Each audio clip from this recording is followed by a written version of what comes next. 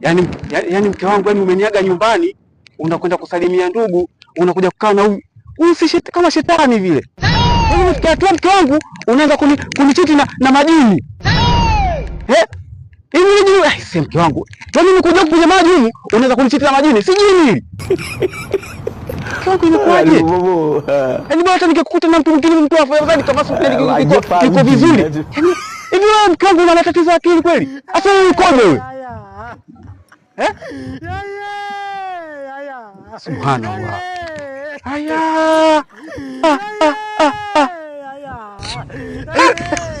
Sije kashikwa na kizunguzungu bure.